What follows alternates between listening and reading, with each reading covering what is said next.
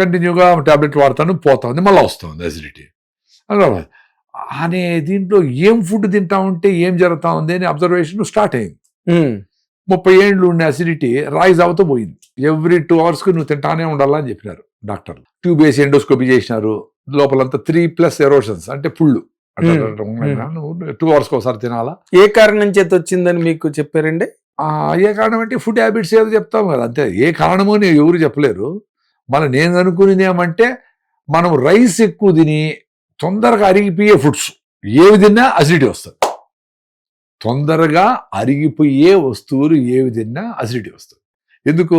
తొందరగా అరిగిపోతే బ్లడ్లోకి ఎక్కువ గ్లూకోజ్ వచ్చేస్తుంది, దాన్ని ఫ్యాట్గా మార్చి పొట్టగా తయారు చేస్తుంది.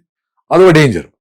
అరిగిపోయింది కాబట్టి, పొట్ట ఖాళీ అయిపోయింది కాబట్టి మళ్ళా తిను అని బ్రెయిన్ నుంచి సిగ్నల్ పోతుంది, మళ్ళా తింటావు, మళ్ళీ అరిగిపోతుంది, మళ్ళీ పొట్ట వస్తుంది మళ్ళీ.